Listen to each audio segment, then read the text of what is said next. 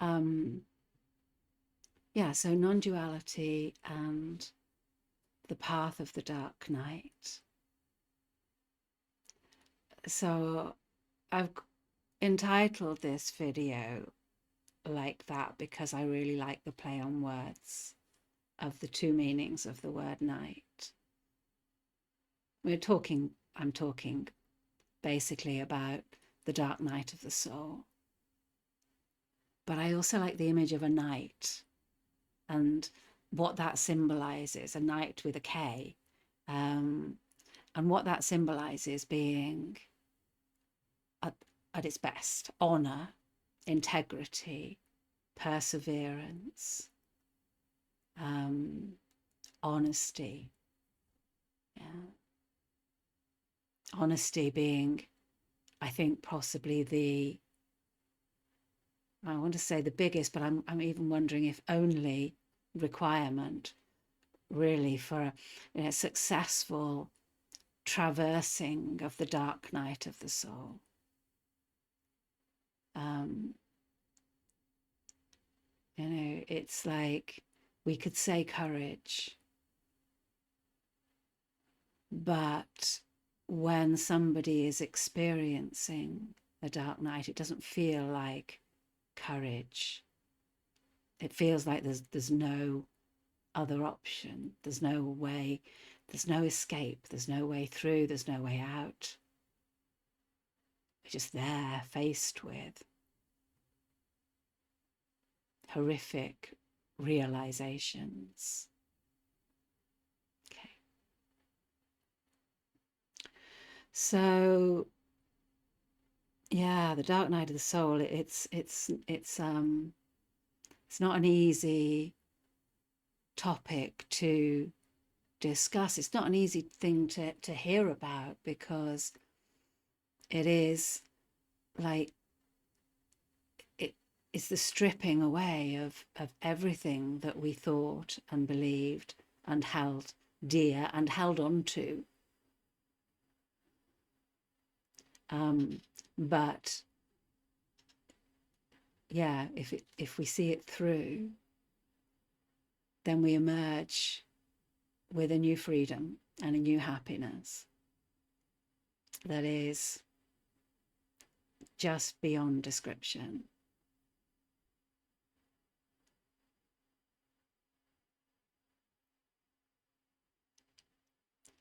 So in order to talk about this, I am going to talk about it from the perspective of the separated self.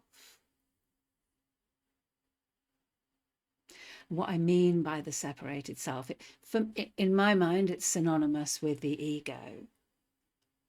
But the word ego is used in so many different ways that I don't want to use that word because it could easily exacerbate the misunderstandings that people will inevitably have anyway.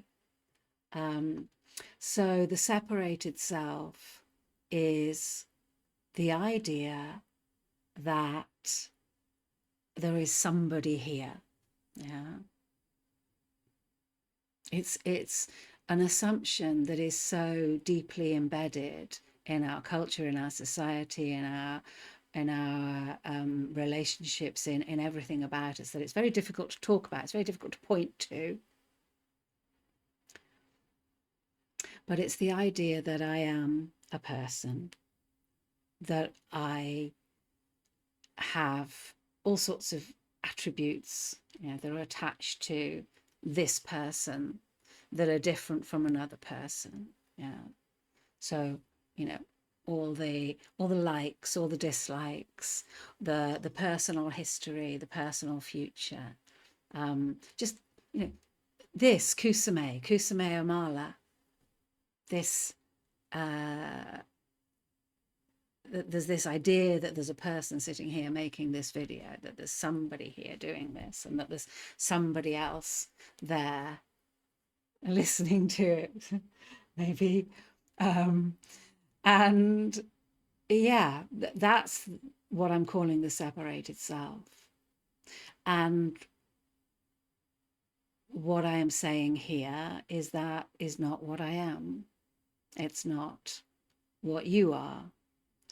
It's not, that this idea of a person is not what anybody is. There's no such thing as a person. There's no such thing as an individual, an autonomous, controlling center. So here's a story. I was driving down to London. I was having a relationship with a man who lived in Muswell Hill. And he was an interesting man. I used to go down and see him most weeks. And most weeks I would get home to receive an email from him telling me everything that I'd done wrong, all of the unacceptable things about my behaviour. He would never say anything to me face to face. And in this particular instance, I'm driving down to see him, and he has really let rip at me in this email. And so I'm driving down and I'm thinking, yeah, what should I do? Should I? And here we go. Here we go.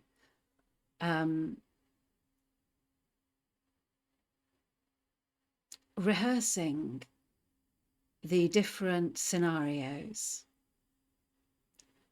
that might come about with me playing different roles. Now, I know this is something that autistic people do more so than neurotypical people do, but not exclusively by any means.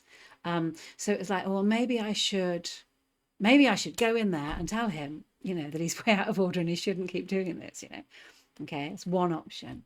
Maybe I should just ask him to, explain and listen and try to understand him and be forgiving and,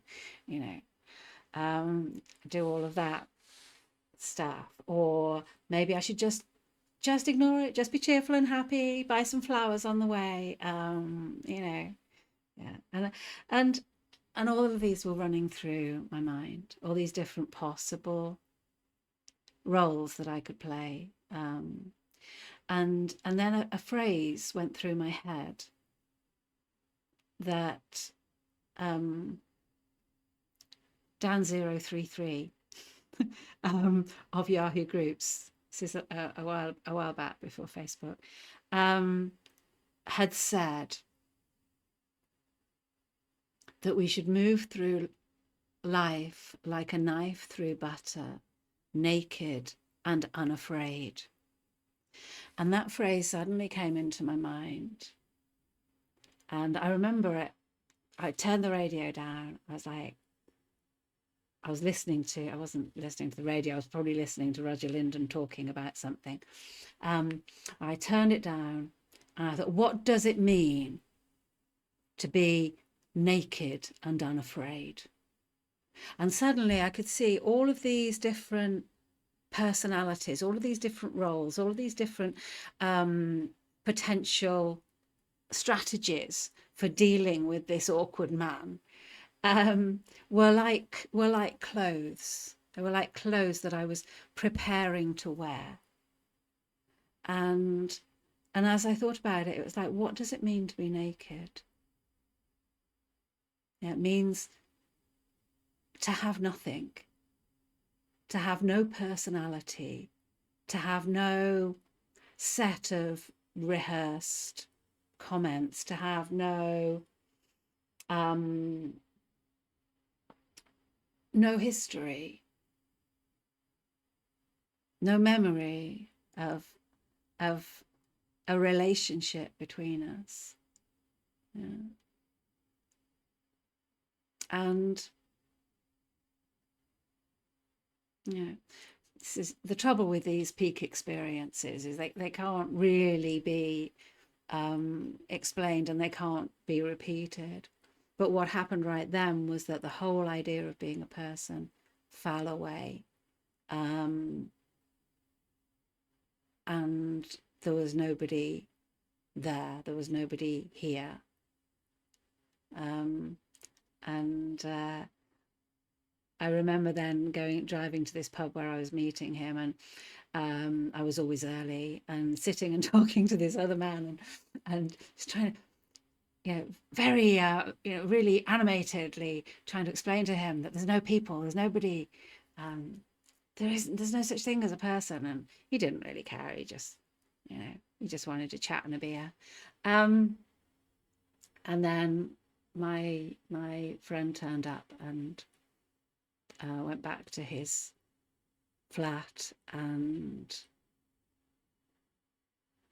the assumption of being a person came back. Um, this and that's that was the condition for a long time. This, what I believe Tony Parsons describes as meing and being, moving between these I don't want to say states, but it's like the person that I think I'm a person, and then that stops happening, and then it comes back, and then it stops happening. And when it stops happening, it always feels like it couldn't possibly come back because it's so clear and it's so obvious. And then when it comes back, it is increasingly, maybe increasingly painful, probably increasingly painful. Yeah. Because haven't when we haven't experienced not being a person since we were like 2 years old, we don't realize how different it is being a person. We don't realize how painful it is being a person, being in this state of suffering. But when the person falls away, we realize how much pain we've been in, and how unnecessary it is. So when it comes back again, it's much more difficult. Yeah.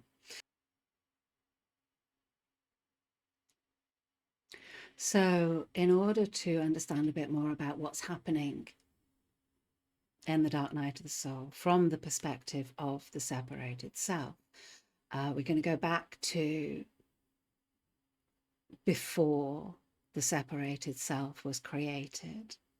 Okay. And as I suggested, this is to go back to our childlike state, our early childlike state. Yeah. As babies, when we're born, there's no sense of being a separate self. I trained as a primary school teacher, and one of the things we learned about is this development of a sense of self that happens in young children. So it's widely acknowledged that the sense of self is something that comes. We're not born with it. So when we're born, there's just everything. There's just this. Yeah. There's no sense of location. There's no, like for most of us, most of the time, there's a feeling that we are located in our body, and that we're in here and everything else is out there, or we are this and everything else is separate from us in some way. We weren't born with that. um, hmm. And there's no sense of doership. Yeah. There's no idea in the baby mind of, oh, I am doing this, I am doing that, I want to do this. There's no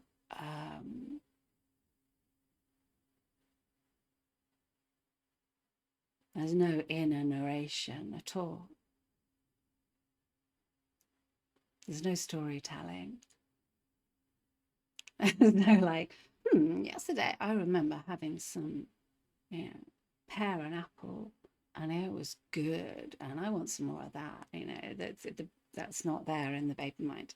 And this might all seem a little bit like silly and trivial, but the fact is that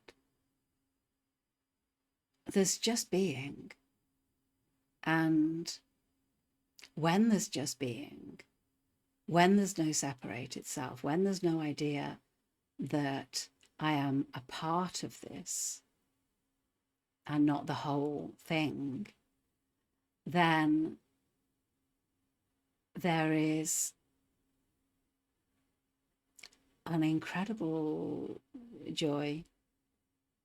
It's it's just all there is, and it's like just what it is, and what it is love. What it is unconditional love, uncaused joy, imperturbable peace. Now imagine anybody who's had much to do with babies will say imperturbable peace, what are you talking about?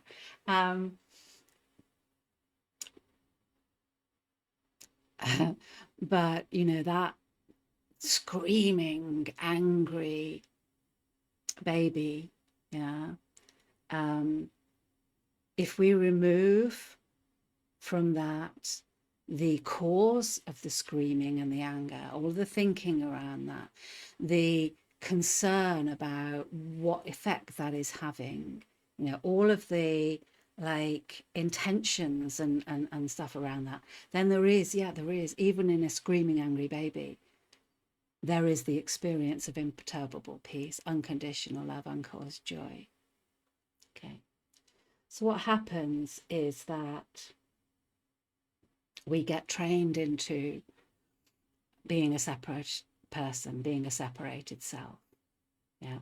We get told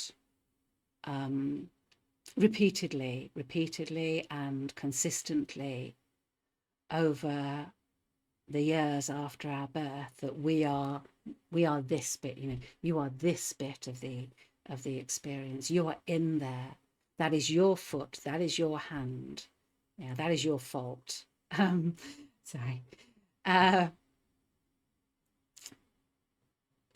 And we are treated as if we have doership and agency, autonomy, individuality. Yeah. And in order to function in the society that we find ourselves in order to function in the relationships, we have to act as if we are a person.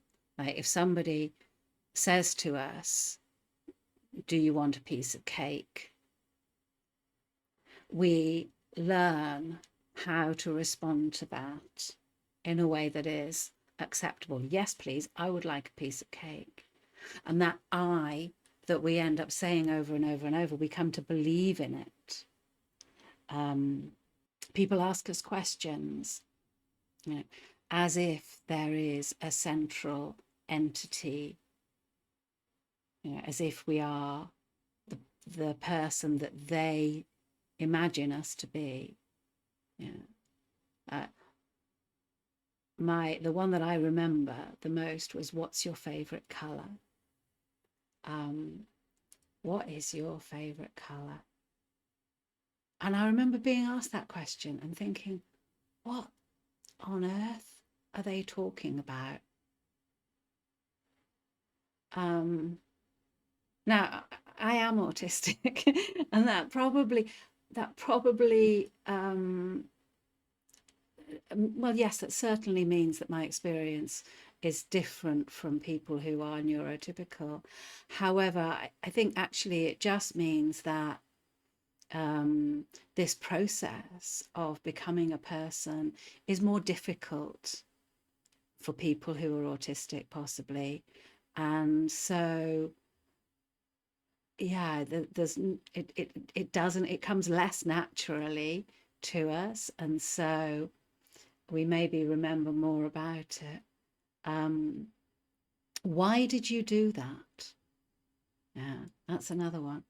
Why did you do that? What are you talking about? Like, I mean, that's still difficult today, to be fair. And I'm sure we've all experienced like somebody asking us why we did something, and it's like, okay, I've got 10 stories. Which one do you want? And one of them kind of starts with the Big Bang, in order to like accurately explain why I did that. Yeah. In other words, we are aware that we're not in control. Mm. So we learn to be a person, and relatively quickly we believe that we are that person that we have created. We are not. Yeah, I was not born. I will not die. I am not Kusame Omala. Yeah. What I am, there aren't words for, but it certainly isn't this. Mm. Now, the problem, uh, well, what part of the problem has already been hinted at. Part of the problem is that in becoming a person, we lose everything. um, yeah, we lose being everything. We lose being unconditional love, uncaused joy, imperturbable peace. And because we aren't really a person, then living and being as if we are one is deceitful. It's a lie. Yeah. So the separated self is a lie. And the one thing that is kind of obvious about thinking that I am a lie is that that is going to create a lot of fear. When we're lying, we're fearful. When we're pretending that something is, and we know that it isn't really, then we are fearful.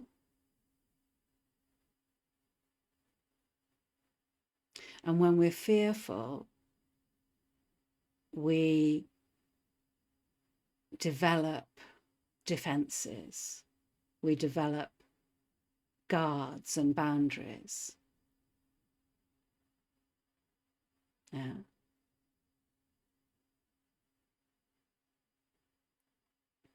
As a separated person,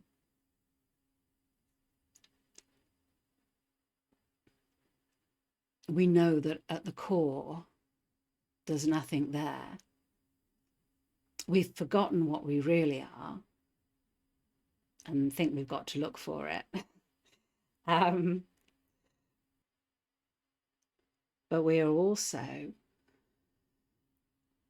kind of terrified of being seen through in our lives.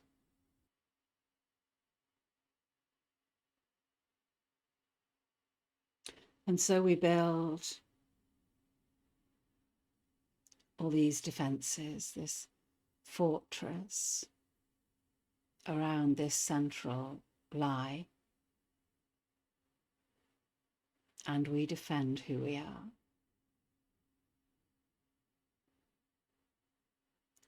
It doesn't matter really what that conception is, whether who we are is kind and loving and generous, or if who we are is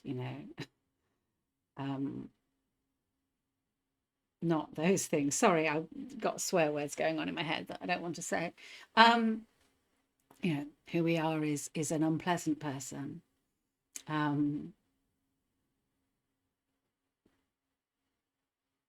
Whether we are, whether we believe that we're intelligent or stupid, we will defend our definition against other seemingly different people who question what we say about ourselves.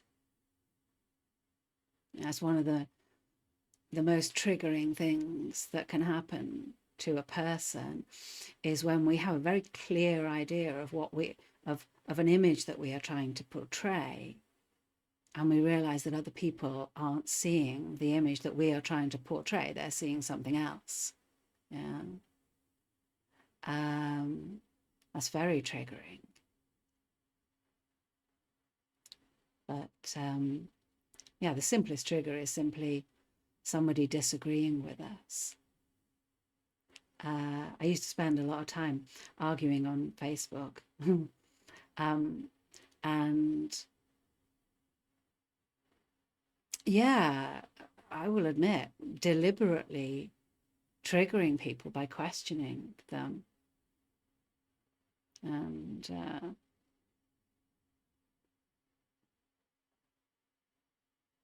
it's like that moment when somebody says, yeah, no, I don't agree with you. I think this. And it's like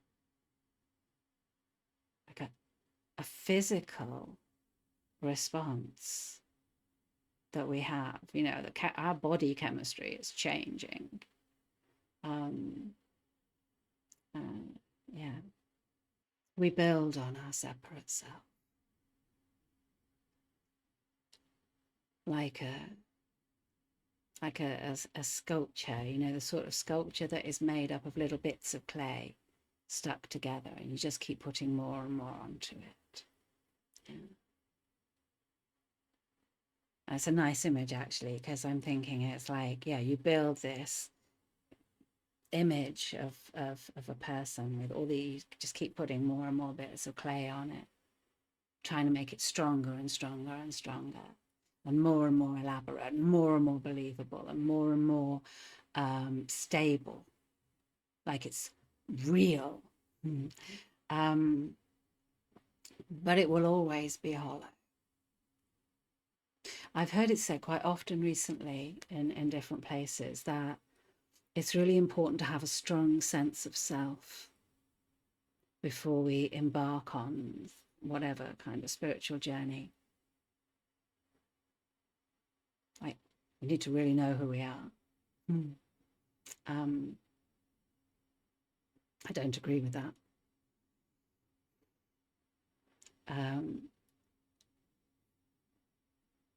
Because it doesn't matter whether that sense of self is strong or whether that sense of self is very fragmented.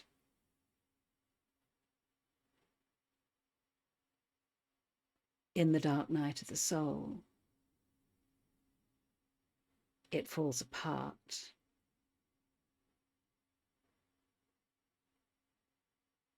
Yeah, everything I think I am, everything I know, everything I believe gets seen through. Yeah, we've forgotten who we really are. Actually, prior to making this video, I did just look up St. John of the Cross to make sure that this was the right person that I was going to say coined the phrase. And I didn't realize that you know, prior to the dark night is a moment of illumination. Okay.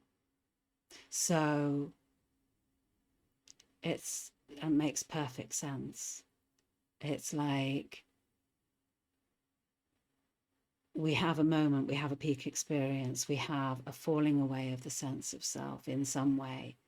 We have a sudden knowledge of the presence of God, the meing and being, perhaps, as I was describing earlier. You know, we have that. And then knowing that there's something different, we see through all the things that we previously tried to hold on to as real and solid, our identity, our beliefs, our faith. Yeah.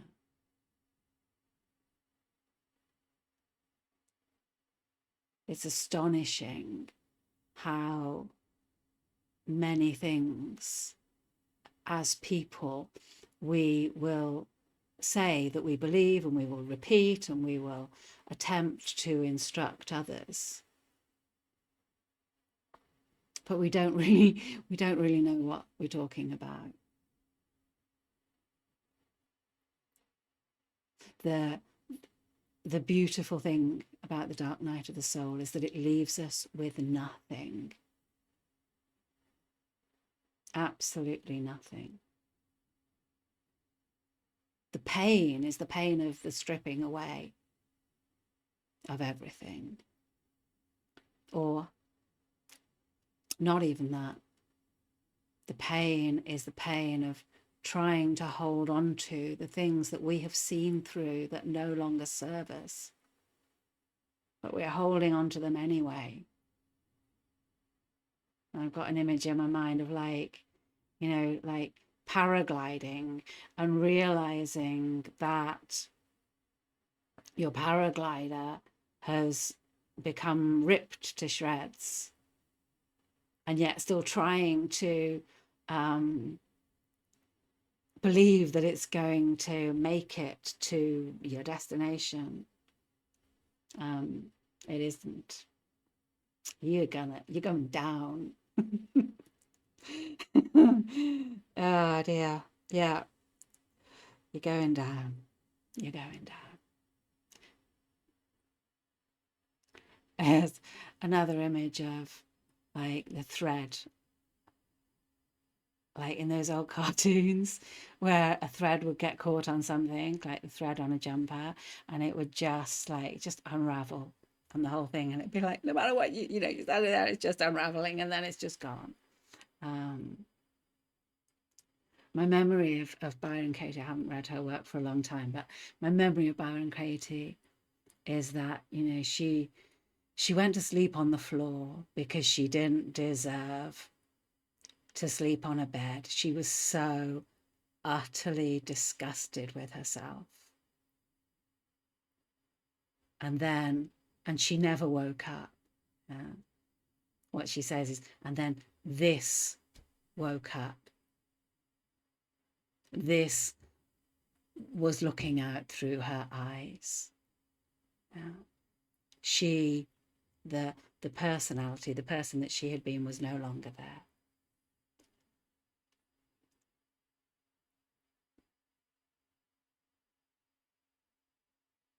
You know, I feel like I haven't really justified what I said at the beginning about this being an excruciating process, because simply seeing through and letting go of what was never real in the first place.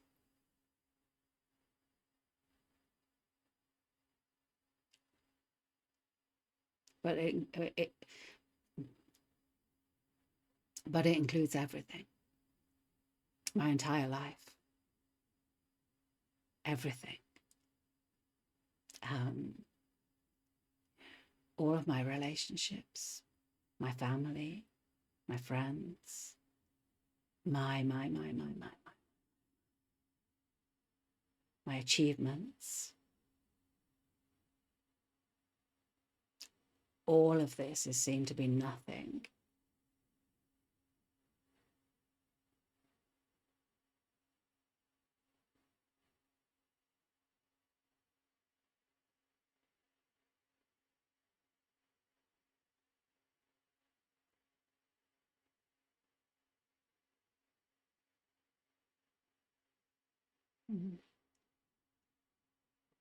Hearing this message, it can often seem as if something is being asked, that there is a sacrifice that needs to be made. You know? I am being asked to give up everything I have, everything I thought I have, everything I, blah, blah, blah. I don't want to. Yeah.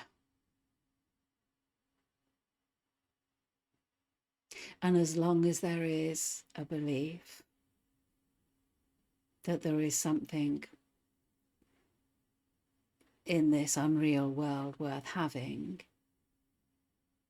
then that will continue, and we will continue to hold on to it. We will, yeah. So I'm just reminded of a line in the book Alcoholics Anonymous. In exchange for a bottle and a hangover, I have been given the keys to the kingdom. Yeah, Alcoholics Anonymous is completely a dark night path. Yeah. In exchange for fear and pain and suffering, I am given eternity.